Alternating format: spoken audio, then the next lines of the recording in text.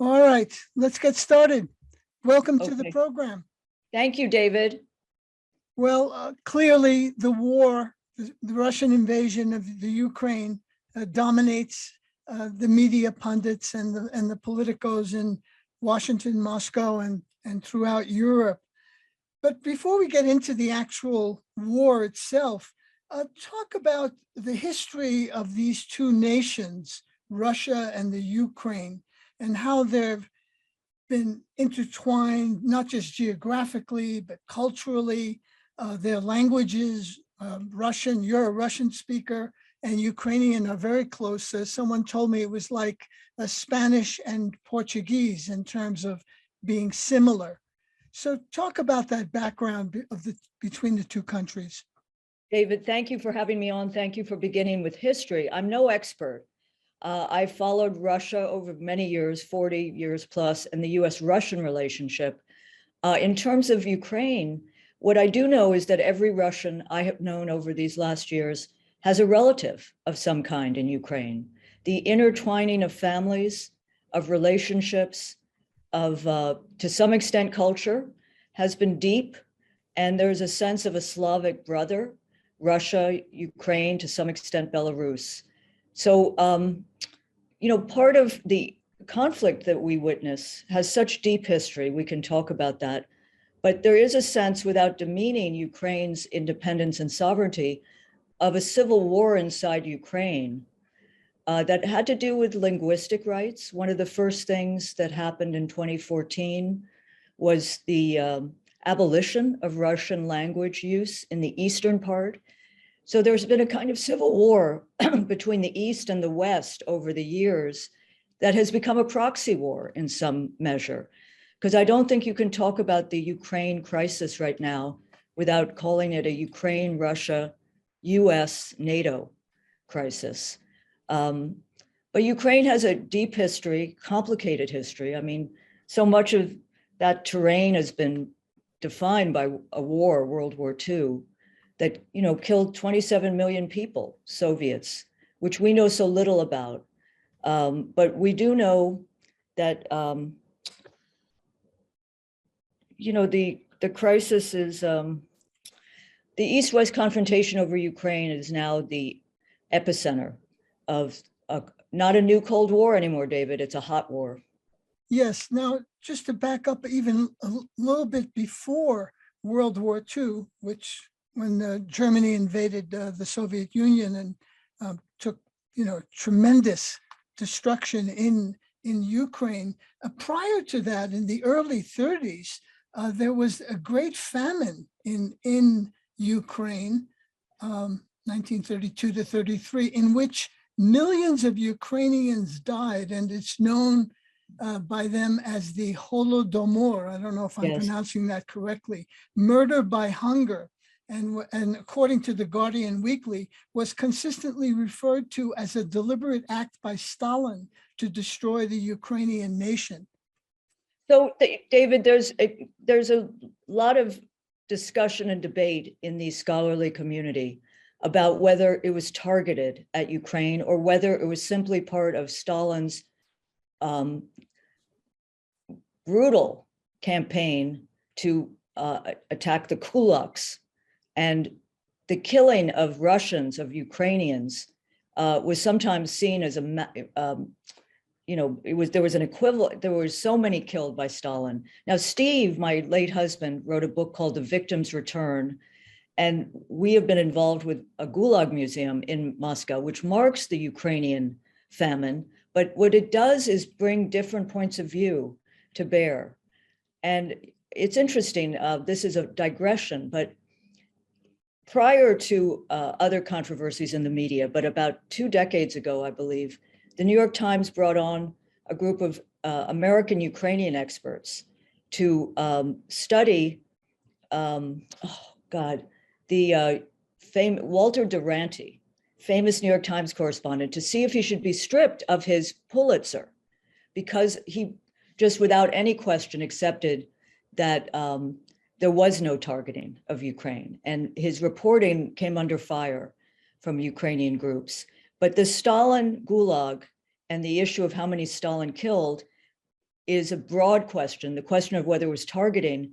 Well, he did the collectivization, which was part of his policy, was brutal unto itself. Now, a little fast forward to February 1989, the last Soviet troops withdraw from Afghanistan. November 9th of that same year, 1989, the Berlin Wall falls. 2 years later, the USSR dissolves.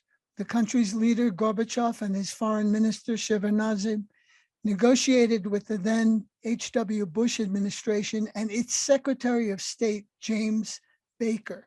It is during these negotiations that an offer was made to Moscow because of its security concerns that NATO would not move, I'm quoting here, 1 inch to the east. Now, you have looked at the veracity of this comment. Is it documented? It is documented. It is documented in the National Security Archives, a nonprofit group in Washington, D.C., which received the files and documents from those who were around Gorbachev, including Gorbachev's files, but a man named Chernyayev and others. And it's several books have been written with documentation, primary documents. What's so tragic, David, is if one believes in alternatives that could have brought more security, the opportunity at the end of the Cold War, at the end of the Soviet Union, to have a non-military alliance in Europe was a real possibility. The Soviet Union ended. Its counterpart to NATO, the Warsaw Pact, was dissolved. And instead of a vision Gorbachev had of a kind of transatlantic European home stretching from Vladivostok to Lisbon, NATO. And NATO was at first a few countries, but then it moved quickly, David, particularly in 2008, when Ukraine and Georgia were offered fast track. But this is one of the most tragic, perilous alternative steps that did not need to be taken. And for a brief moment, people were signed on to an alternative. I think James Baker needs much more scrutiny because he seems to have played a central role. But, there's the famous interview with an esteemed diplomat, George Kennan, in 1997, who said this will be one of the grave mistakes. It will lead to new Cold War, to a relationship between Russia and the United States fraught with militarization. And it has come to pass. And one takes no joy in feeling that one saw the possibility of this. So decades later, you had NATO on Russia's borders. It wasn't not one inch eastward. I also think people forget how significant it was. You talked about Afghanistan. Steve and I were in we're in Russia when the Soviet Union, when the troops came home. That was a very contested decision inside the Russian Soviet government. So you have that, and then you have a sense of betrayal on the part of the Soviet government that you had the NATO expansion later. But Gorbachev, who is 91, in Moscow, in a clinic, was one of the great visionary leaders. He is more respected at home today than he has been. The danger, the sadness is he's linked with Yeltsin. And that history hasn't gone that well. So in your view, a great opportunity Great for opportunity. rapprochement between... More than that, David, more than rapprochement, a different approach to the world. You have militarization, you have a militarism of foreign relations today across the globe. And I think there was on offer more economic, political conviction 40, 50 years ago. You remember Olof Palme, you remember Willy Brandt, but an idea that human security, which today seems very relevant, climate, pandemic, nuclear proliferation, these are the global inequality, poverty. These are the challenges and crises of our time, which military might is not well suited to deal with. And so on offer was an alternative way of engaging and shaping a world. And it was it now seems so far away. And we've seen the costs of NATO expansion quite brutally, because I do think that there are other factors that NATO has played a role in what we see in the brutality in Ukraine.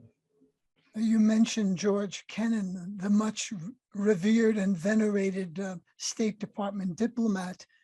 In that same statement that he made in 1997, he said, expanding NATO, I'm quoting here, such a decision may be expected to inflame the nationalistic, anti-Western, and militaristic tendencies in Russian opinion, to have an adverse effect on the development of Russian democracy, and to restore the atmosphere of the Cold War to East-West relations. Now, and to impel Russian foreign policy in directions decidedly not to our liking. And that indeed has come to pass. And it's not like Kennan was some, radical thinker. He was a seasoned diplomat who, He was Mr. X, who had written about the need to contain the Soviet Union. He was quite sober. He was considered a realist. Now, yeah.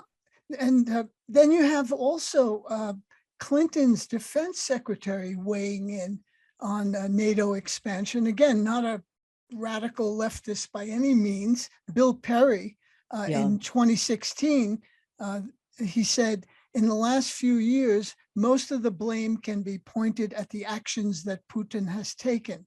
But, he said, in the early years, I have to say the United States deserves much of the blame. Our first action that really set us off in a bad direction was when NATO started to expand, bringing in Eastern European nations. He said, Russia was, quote, very uncomfortable about having NATO right up to their border, and they made a strong appeal for us not to go ahead with that. Nevertheless, there were many appeals repudiated. I have to say, when I think of Bill Perry, you're right, no radical, but there's an expression in Russia, when you go on pension, you become a dissident. And I mean, he's kind of in that mode. And not only is he quite prescient in terms of his understanding of the danger of NATO expansion, but he's also been very wise about nuclear issues, which again needs to be brought into this discussion. But he's really continued prior to an awareness, it seems to me, of nuclear peril in these last years to sound the alarm.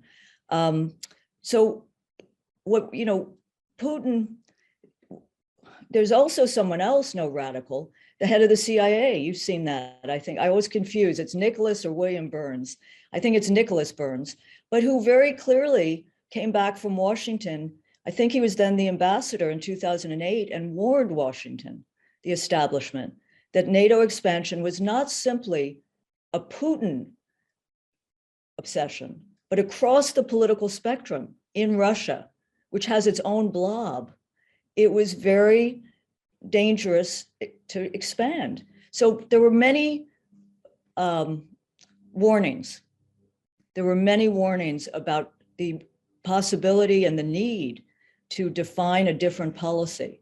But David, when policies get invested in DC, it's not simply the president, nor is it his advisors, but it's, Ray McGovern, I don't know if you know him, but Mickey Matt.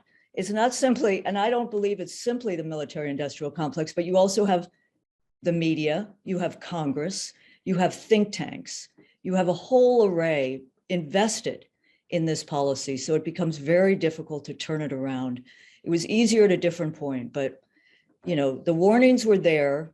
I will say, however, and I don't want to jump ahead, but February 24, this year, Steve no longer here, but I've worked with many people who've studied the Soviet Union and Russia for 50 years, in shock that Russia went into Ukraine. And I think there was, even among those who've advocated for an alternative policy, there was not a sense of how far it had gone Well, to fill in some and could I just say one thing? One of the reasons I think there was shock, and there's more than legitimate shock. But David, we have not had a debate in this country in the last decade. It's been one hand clapping. I mean, I'm not saying people have to agree with me or with Steve Cohen, but you do need to have a range of views, or certainly a debate. And that to some extent has been shut down. Your program, The Nation, there are different points of view, but the narrative, the dominant narrative, has been anti-Russian, Russophobia, and a misunderstanding that a country is not just one leader. So now talk about what is talked about in the media quite a bit, and that is Russia annexing Crimea in 2014, reversing a 1954 Khrushchev decision to transfer Crimea, which was part of Russia, to Ukraine. And of course, Putin has reversed that and has annexed Crimea. What's going on there, and in the, which you mentioned, the Donbass Yeah. area, the Donetsk and Luhansk, this large region with these two, sub-regions within them, Luhansk and Donetsk?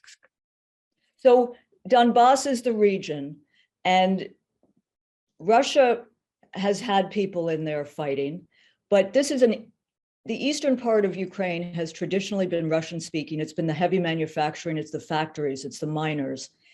And it has, not been really.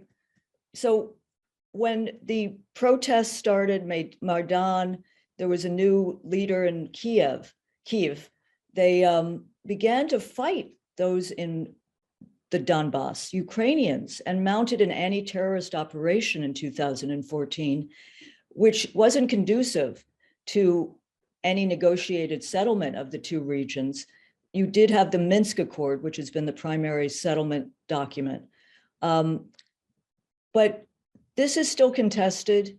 There will have to be, if there is, and there needs to be a settlement at some point, a way of resolving independence, sovereignty for Ukraine, but also linguistic rights and other things for the Donbass.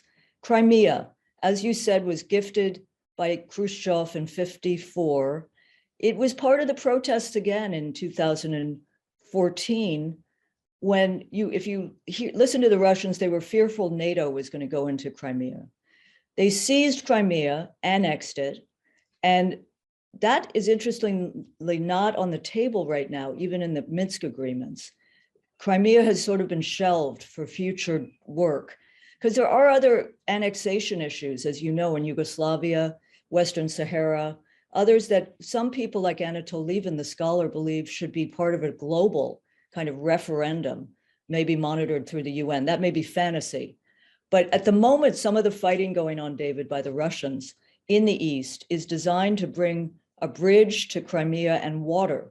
Because one of the issues in Crimea, as far as I follow it, is the water shortages, because Ukraine has had access and cut off water. Where that is resolved right now, it's not central, it seems, in the negotiations such as they are. And there have been, gets harder and harder, as you can imagine, as the brutality, the war crimes, but there are negotiations underway. And the longer the war goes on, the more dangerous the escalation, more lives lost. But it's a lot of weapons coming in. Edward Said, the great Middle Eastern expert and scholar, talked about unresolved geographies, right, in reference to Palestine. But in terms of just take but David, there is the expression, as you know, frozen conflicts. There are quite a few frozen conflicts, like Abkhazia, that region. But yeah, Edward, yeah. Well, you have, current warfare between Azerbaijan and Armenia over Nagorno-Karabakh, one of the unresolved geographical ethnic issues. When a great empire collapses, there's all of this detritus around that is unsettled and unsettling. The issue of empire is interesting. I will post it, but Steve did a very scholarly project about 10 years ago on how the Soviet Union ended. And he went through 10 theories. And it ended with something he never liked, which was that the men make history, that Yeltsin had a will to power, Gorbachev had a will to reform, and they clashed on the scene. And the country Belarus, Ukraine, and Russia went into a forest in the Bielovesh forest and signed a treaty ending the Soviet Union. Anyway, that's so. But, I was going to say I've covered Russia for 40 years. You can't cover a country by focusing on one person. Putin is Russia, but so is the Russian Orthodox Church. So are the regions. So are the regional governors. So is the, right wing. So is there a tiny left wing. But the idea of covering a country as if Putin was the only, no, he has emerged, though I think if he's ousted, you will see a military security troika. You will not see Alexei Navalny in power. And that's a measure of the nationalism that arises in times of war and the militarization. Yeah, indeed. And of course, what happens in 2014, not just the annexation of Crimea, as you alluded to, the Maidan uprising and the ousting of Viktor Yanukovych, who was close to Moscow. It's been described as a coup. What exactly happened? So, Viktor Yanukovych, by the way, Ukraine is deeply corrupt, deeply corrupt. So you get this offer, David, to Ukraine, Yanukovych, of joining the kind of European Union. And in that offer is small, kind of tiny language about also becoming part of a military union. The Russians put on offer the Eurasian Union, and at one moment, there was discussion of Yanukovych, Ukraine joining both, so that it would be a bridge between East and West, and not one or the other. So then you have the Maidan protests. Yanukovych is essentially ousted. There is an agreement, briefly, Germany, France, US, to have elections, emergency elections, few months out. That is essentially moot when Yanukovych is pushed out, street action. He flees to Moscow, to a colony outside of Moscow, an area. And then you have Maidan. And, Maidan was a mix of pro-democracy protesters seeking an end primarily to corruption of the elite. But it was also, there were snipers, there were right-wing forces, there were nationalist forces, the Azov Battalion. These are remnants, these are neo-Nazi extremist forces, which should not be denied simply because Russia talks about them. They exist, but so did protesters seeking an end to corruption. But the United States got quite involved. The US ambassador in Ukraine was involved. Victoria Nuland, who is in this administration, the Biden administration, was then in the administration, was famously shown handing out cookies to the protesters. But more important than that, David, she was taped, maybe it was a surveillance call, essentially telling the US ambassador, excuse my language, F the EU, because we want this person, yachts. They wanted who they wanted, and it worked out that way. And then the first real prime minister or leader was a chocolate oligarch. So the corruption continued.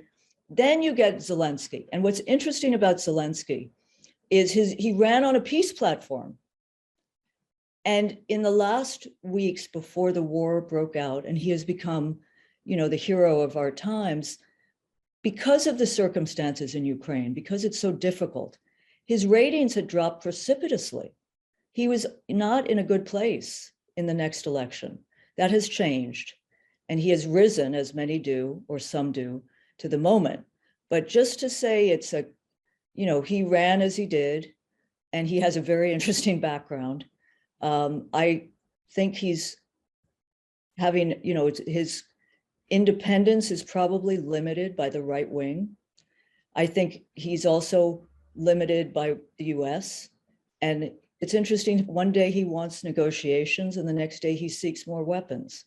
So it's hard to gauge, but minor history. And I think the US has been in there billions of dollars of weapons. And if you send more sophisticated weapons, David, as we are, you need more advisors.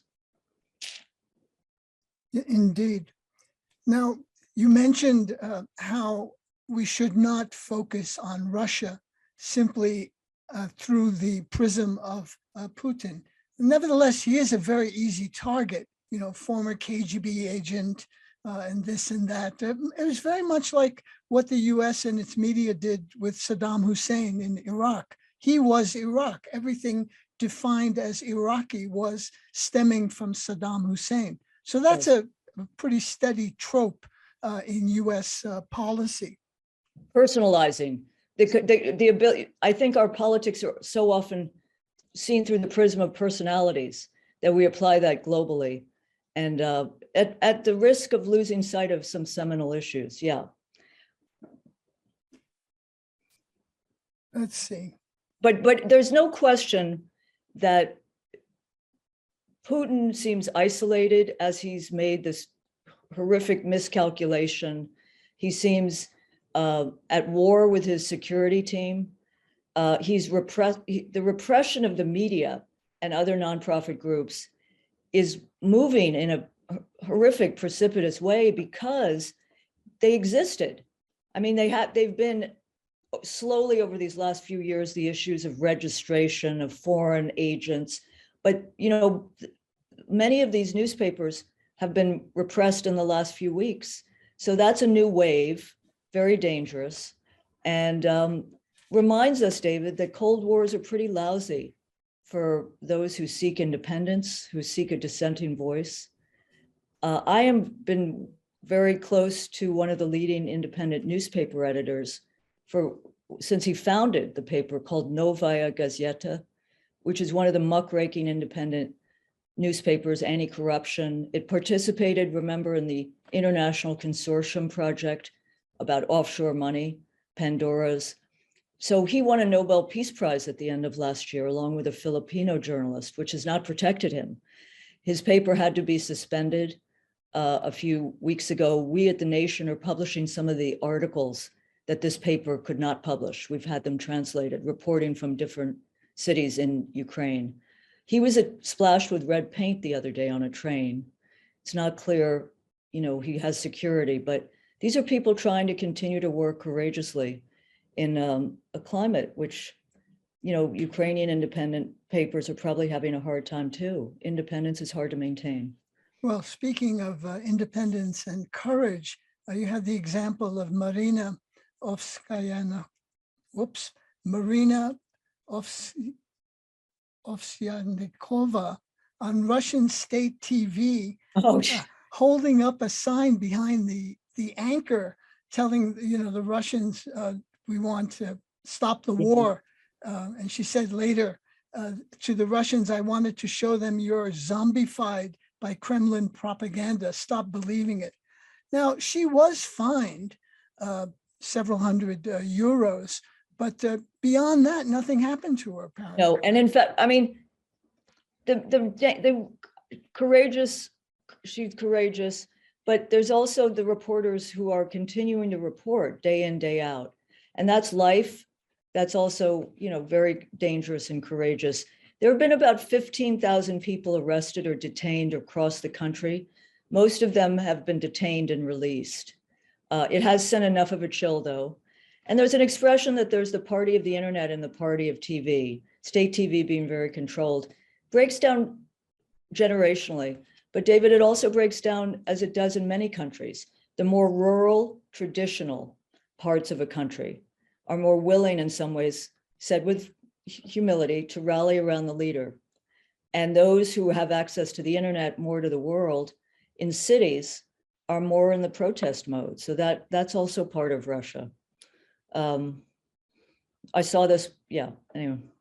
Well, part of the media landscape here in the US, of course, not The Nation magazine, but corporate media is a parade of generals that go up to the microphone and cameras. David, I cannot tell you, I'm not someone to throw tomatoes at TV sets. But I mean, it's not new, but if I had to see more of John Brennan or Clapper, he perjured himself.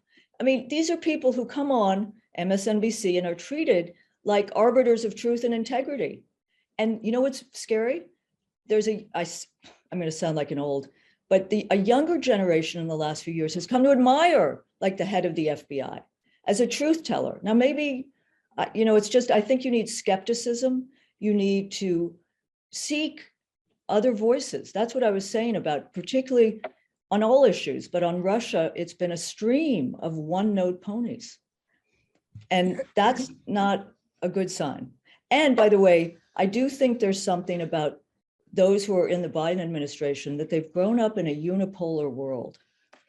And that's what they kind of treat as normal. So there is this running through it. The triumphalism and indispensable nation continues even as the world changes. And that's also difficult to watch. Yeah, among those retired generals that go up to the microphone are Wesley Clark and David Petraeus. Also, they seem to have discredited. Where's Wesley Clark nearly started World War III.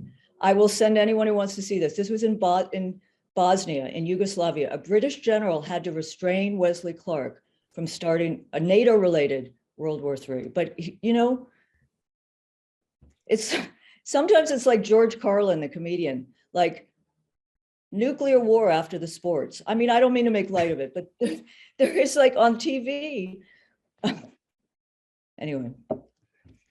Well, put yourself. But there was a serious story the other day. Networks covered the war in Ukraine more than the US invasion of Iraq.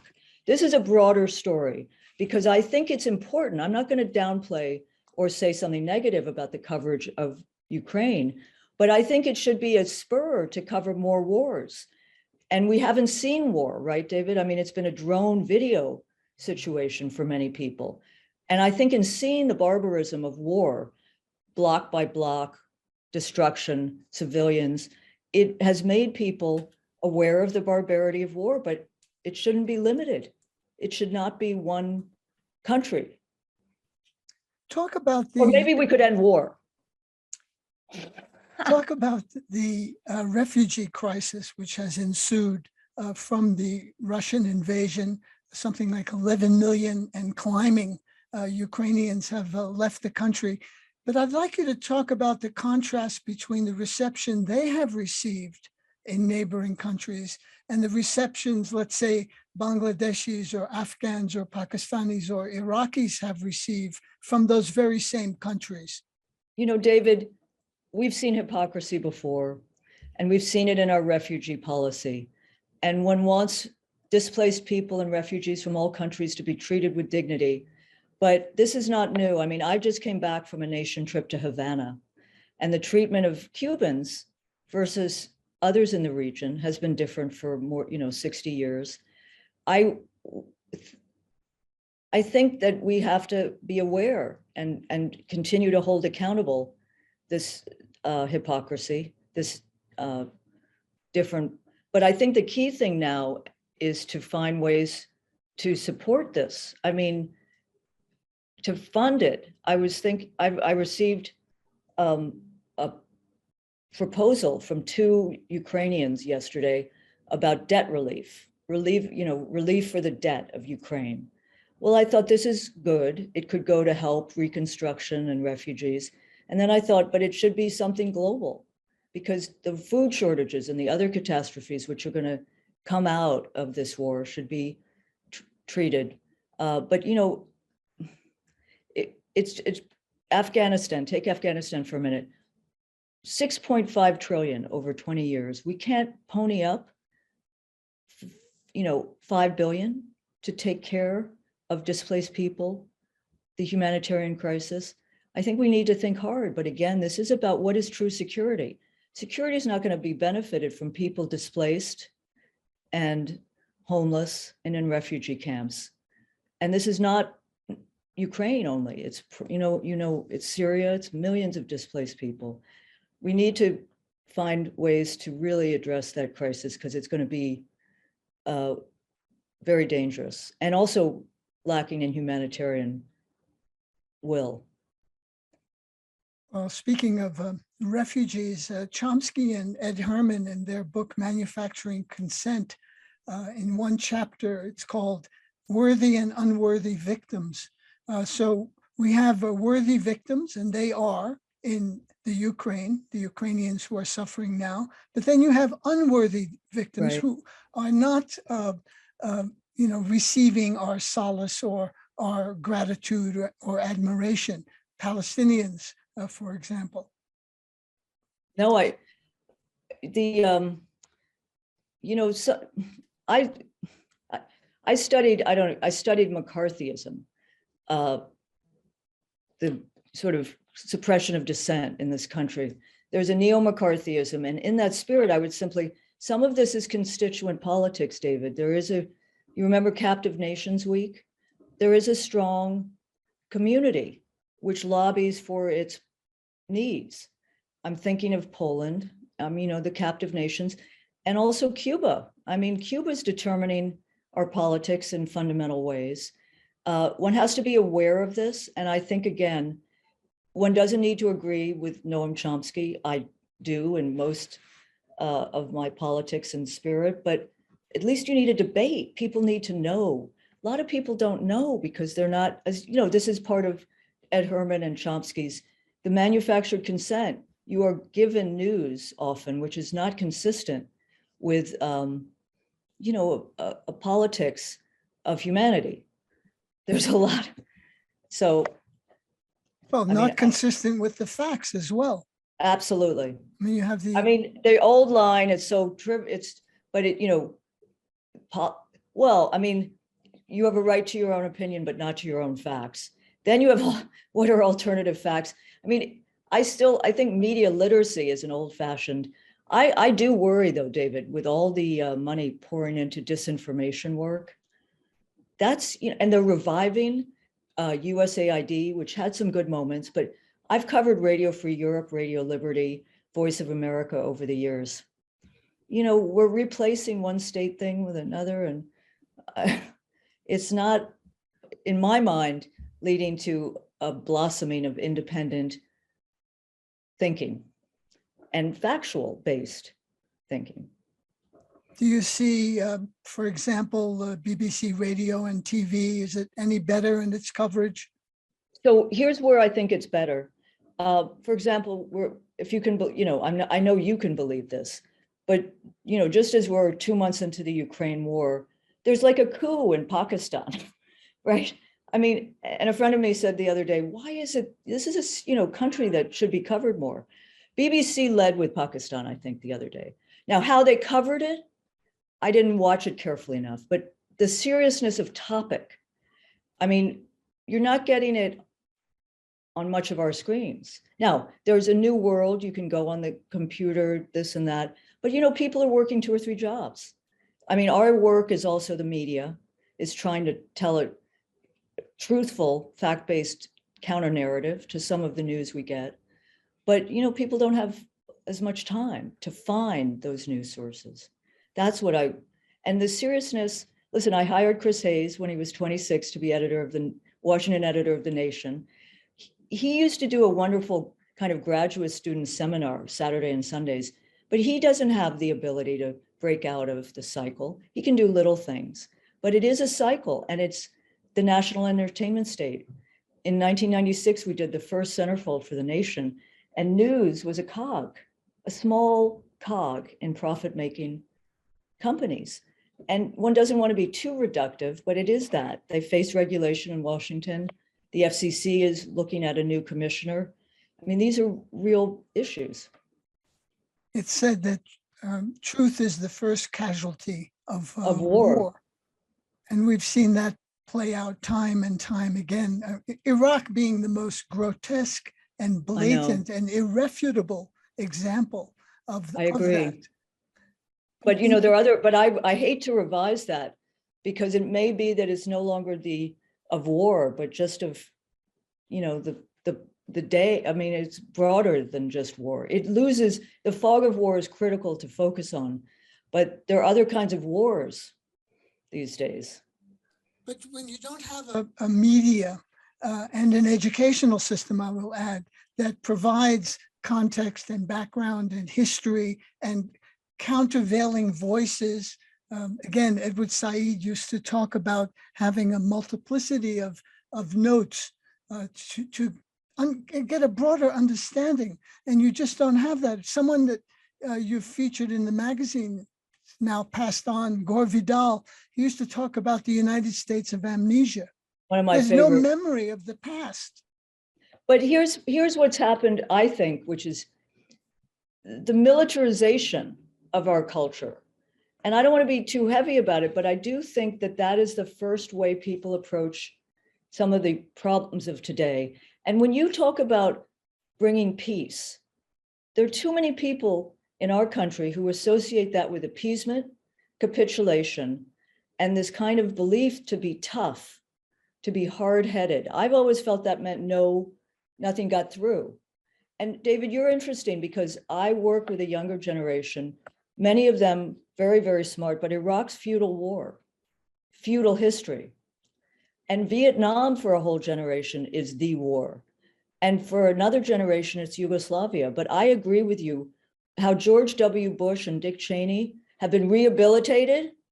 Dick Cheney on the floor of the Congress, one Cheney's enough. But you remember they all kissed his ring?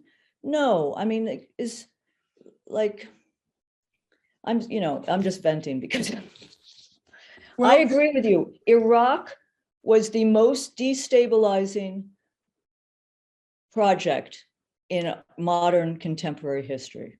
And I think we still haven't recovered. I think that the offshoots of what we see even today. There's a lot of talk, obviously, about war crimes and war criminals. We had recently the spectacle of Condoleezza Rice and John Negroponte pontificating on what was going on in Russia, two arguably, former government officials who could be charged with war crimes if we had such a tribunal in this country. So I was in touch with someone very wise about this. Well, Richard Falk and Peter Weiss, very wise. But we are not we never ratified the treaty. But Peter made the case that one should proceed in any case with a broader gauged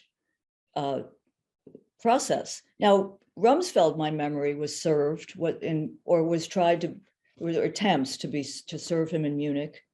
And then, of course, you had Pinochet. So there have been attempts, but I think if we're going to talk war crimes, again, you can't be hypocritical. It's, there are war crimes that have occurred and need to be brought to accountability. There is none if you see Condi Rice or Dick Cheney pontificating or Negroponte pontificating about war crimes. You have the case of Julian Assange, who Chris Hedges calls arguably one of the most important publishers of this epoch, releasing documents, actual footage of U.S. helicopter pilots shooting up Iraqis and chortling in the background, like laughing. Look what's happening to those guys.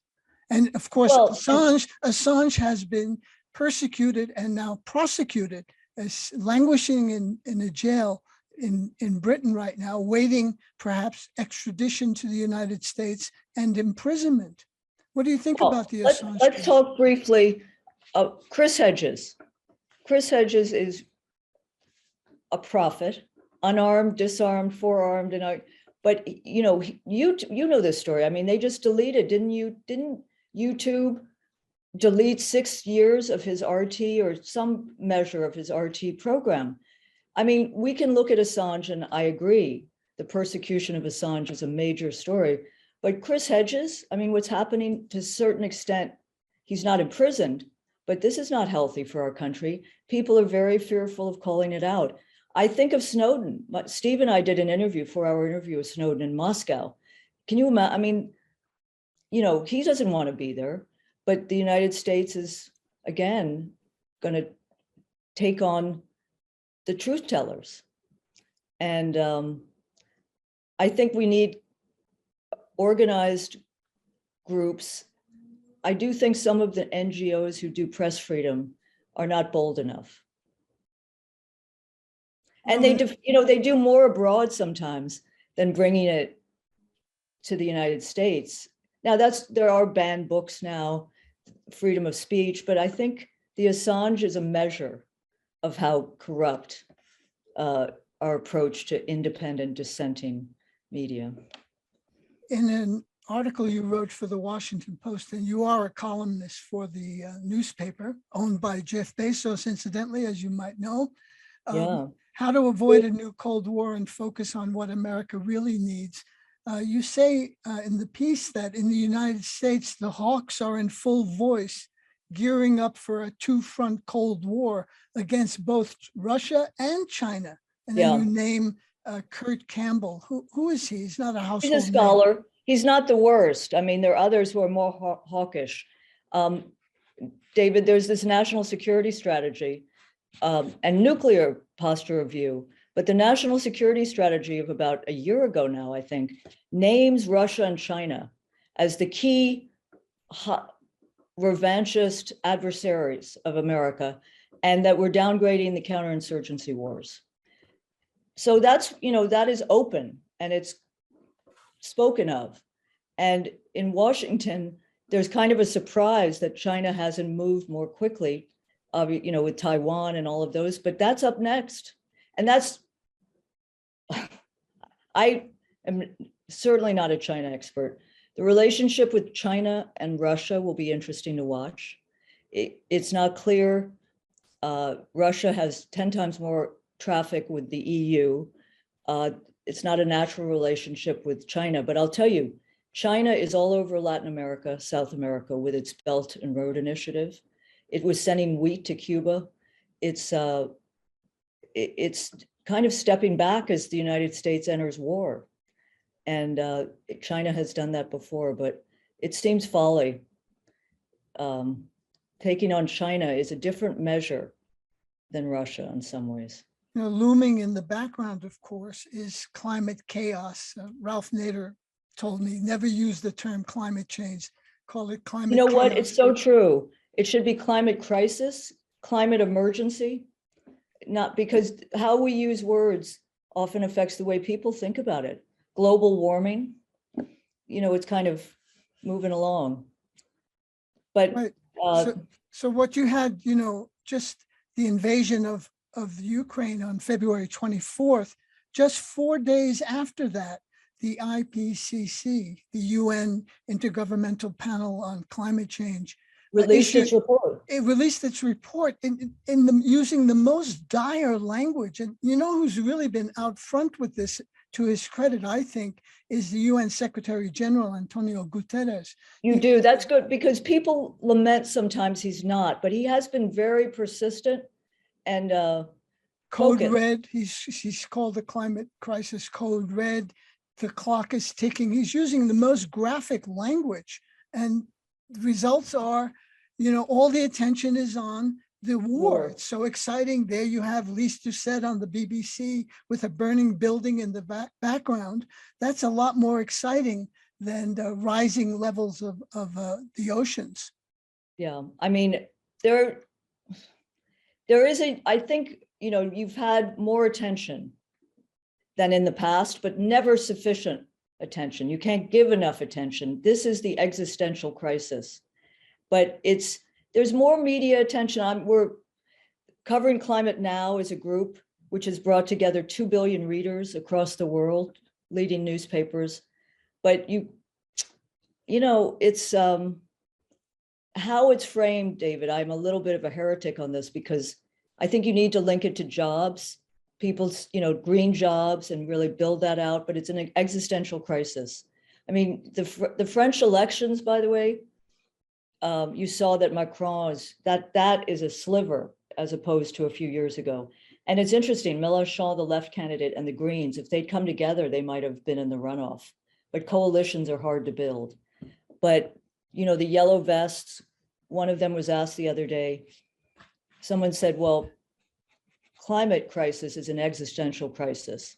And the yellow vest person said, my crisis is to get to the end of the week and survive. And in there, one has to find a mutual crisis of resolve and resolution. And Marine Le Pen scored, very high. I mean, I'm saying last time around, they had the runoff between the two of them, and I think it was not as narrow. But this is, we could go on. I mean, I'm involved with a group called the American Committee for U.S.-Russia Accord, and on it is a woman who studies illiberalism and does it with history, but the rise is real, and in this country too. To get Now, back, I'm not I mean, I do think we're suffering from a time where there's the neocon and the neoliberal.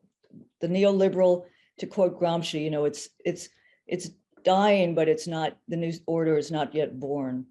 And in that twilight, morbid symptoms, yeah. a lot of morbid symptoms in that interregnum, as he said. Well, let's talk again about the war and what's going on. You know, the conventional narrative is that Putin way overestimated the ability of his armed forces and way underestimated the ability and the will of the Ukrainians to resist the invasion. Does that sound pretty accurate? Yes, I think he underestimated the unity and nationalism of Ukraine. I think he thought Eastern Ukraine would rise up in support, more in support of Russia. I also think he thought there might be a blitzkrieg. I hate that term, but it might be very quick, like Crimea was. And I don't think he's listening to a range. I don't know about information, but I think there has been miscalculation. On the other hand, it seems that Russia is now consolidating, and there are negotiations that are possible. Anatol Lieven, I mentioned, and this is at thenation.com, says 90% of the agreements are there. Now that last 10%, but it's there. It's neutrality, language rights, independent sovereign, security guarantees, non-aligned, neutral. So, but yeah. But can Zelensky deliver the goods from his? Well, this is what I do think that I hate, you know, he's a war leader, but I do think the forces, the constellation of forces inside the power centers of Ukraine are extremist, nationalist. There are others, but I think that contingent has little interest in resolving a negotiation.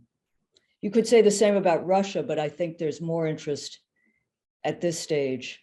But 90% is a lot, but 10% is a lot too before you get to any agreement. The longer it goes on, the more Ukrainians will be fighting Russians, Ukrainians, and the more of a peril of, and I don't make light of this, of a use of tactical nuclear weapons, deeper weapons. And I think that is what we're witnessing with the shipping of heavy weapons.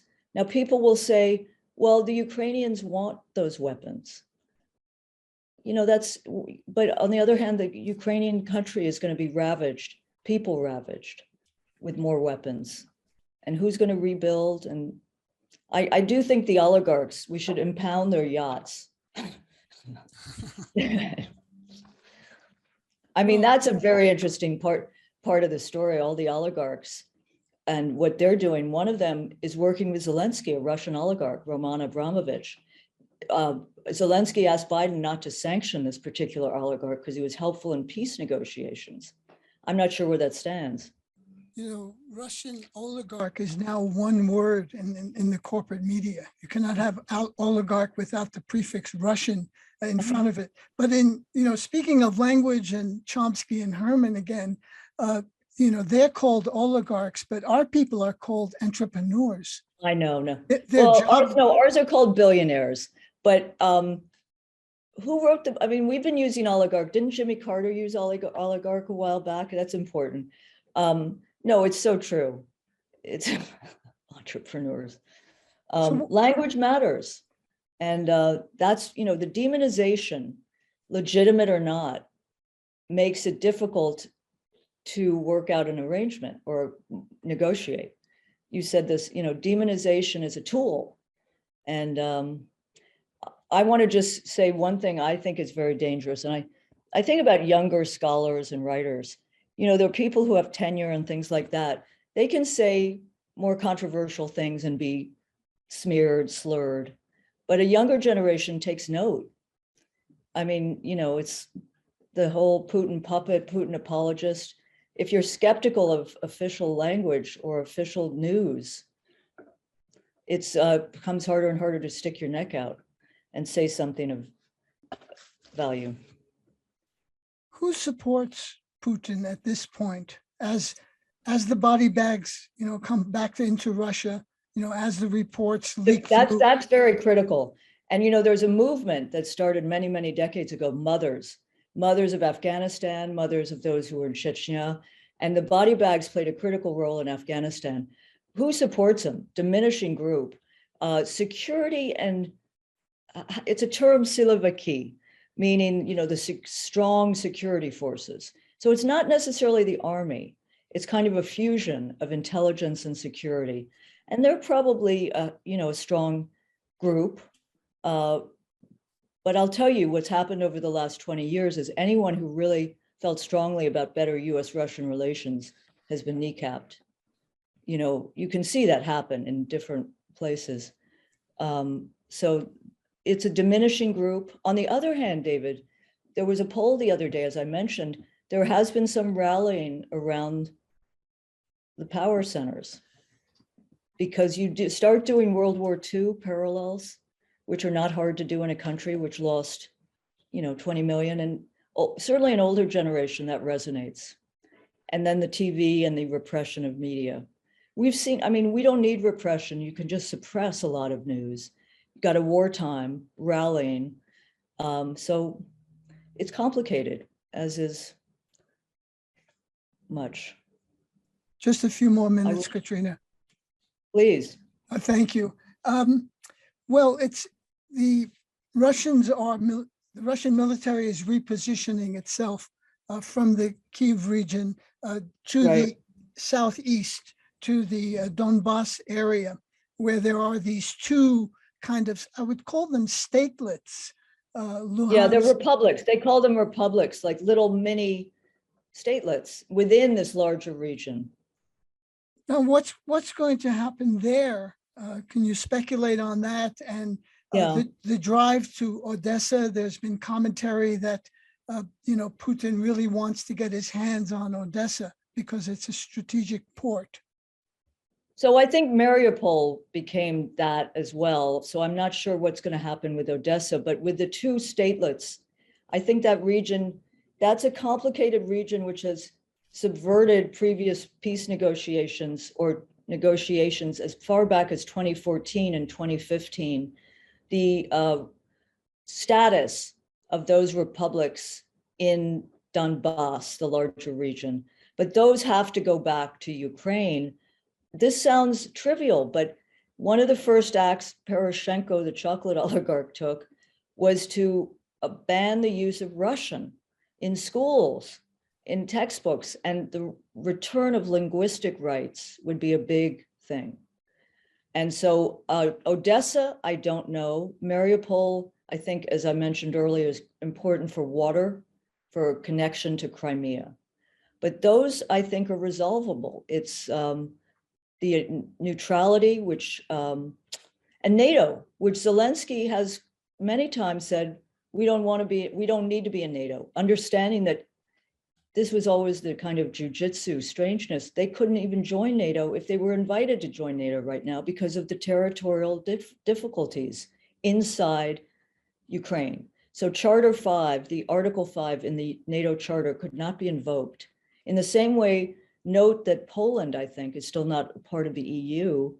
I may be wrong because you have to meet certain barriers. So there's an element of kind of surreal politics here, but so. But in your Washington Post piece, you say that a new Cold War appears inevitable. We're in it, David. We're not even in a Cold War. We're in a hot war. It's like there've been a lot of debates over the last 20 years. Are we in a new Cold War? You can argue it's not ideological, right? It wasn't like communism versus capitalism. though, Russia's capitalistic in ways. We're in it. If this isn't Cold War, I mean, it's hot war.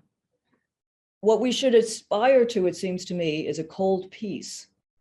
No one's going to become best friends, but there are areas we need to work on. The Iran nuclear deal, David, is already in peril, partly because of the fallout from Ukraine. Climate, these issues are, require some global actors, not friendship, but mutual security. Also, food security is going to be a critical issue with Food shortages already. both. I mean, but Ukraine people, I forgot this. Ukraine and Russia are the wheat basket of the world. And that is imperiled in just a few weeks of war. So there has to be, I think, some strength and respect for those who've borne the brutality and barbarism of this war. But is it more war and more killing, more weapons? Or is there a way to provide security and a way forward that respects independence, sovereignty, and takes a measure, listen, if, the war crimes, but I think it becomes a broader frame if it's honest. Both Iran, Cuba, Venezuela, other countries are subject to Sanction US. and the sanction piece. I mean, if you want to see the impact of sanctions, 60 years of blockade in Cuba. I mean, Well, describe what you saw there. well, it's interesting, mass migration, more and more people leaving. Cuba opened a transit point to Nicaragua. People can fly, very expensive, young people, a lot of young people.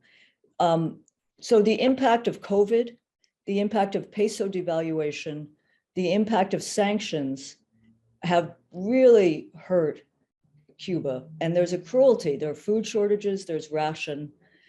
There are people within the party thinking hard about what I think is, it's not heretical, it's a market socialist system for like the lower heights, commanding heights controlled by the state. There are a lot of young entrepreneurs.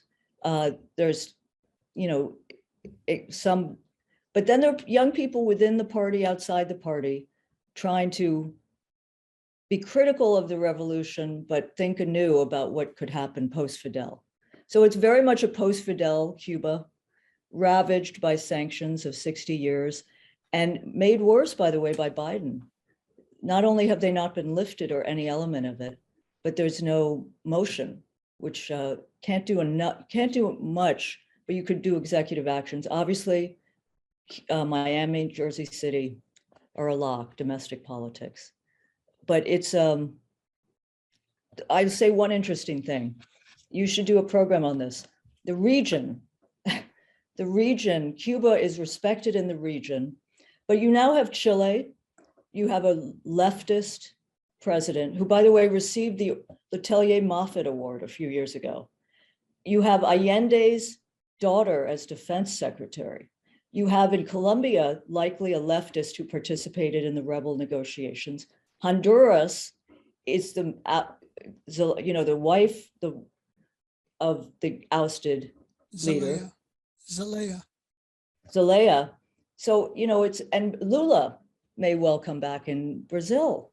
So it's a very interesting moment in the region and a sense that the United States is. Well, talk about, Yeah. and this is really a tough question. I'm going to put you on the spot here. I'm hearing all of these things about the war in the Ukraine, the tragedy of it, and the epic suffering and the refugee crisis. But I'm sitting in the United States. What can I do? What can an individual do to affect this situation? Well, short of going and serving and volunteering, I mean, like refugee camps, I think as much as you can do in your community to get people to understand what's happening in different ways. We have We have an election. Oh, I know, divestment from nukes, divestment from weapons. There are websites, but also to communicate not simply to your congressperson, but to all levels of those who have some power, that war is not the answer. I know that sounds simple, but that we have a lot of work to do in this country to rebuild. We're not isolationists. We want to be part of the climate crisis treaty and all of that, but we need to step back and rethink how we engage the world. Restraint, dialogue, and not through militarization, not through weapons, not through war. It sounds goody two-shoes, but more and more, I think the basic message. I did a briefing for the Progressive Caucus with 2 other people. It was kind of surprising how little they had really come to understand. You need to give some briefings if you have the opportunity. But we are privileged. We're sitting here, but we need to use the tools each and every one of us has. And I've been doing a lot of work with women's groups and with those in the region, because I know Russians and a few Ukrainians and Ukrainian groups, women's groups, to bring their voices into the discussion. Thanks very much for your time, Katrina. Thank you. Hey, Katrina, let me ask you quickly, are you still the publisher of the magazine? I'm the publisher and editorial director. Okay, we'll ID you as that. And the column appears weekly? Yeah. How do you like the deadlines? Crazy. So it's really appears online, but it's a good exercise in discipline. Yeah, I can appreciate that. I do a weekly program and it's having a deadline coming up inexorably. Well, you look great. Thank you. And I listened, you did a beautiful interview with Steve years ago. I did. I remember it vividly and the background of your apartment there. Oh, right. Yeah, I know. That was great. I'll send that to you if you want the Thank you. It's very prophetic. I know. Very, unfortunately. Well, take good care. Lots of love. And let's do this again. I'd like that. Thank you very much. Okay. Bye-bye. Take care. Bye-bye.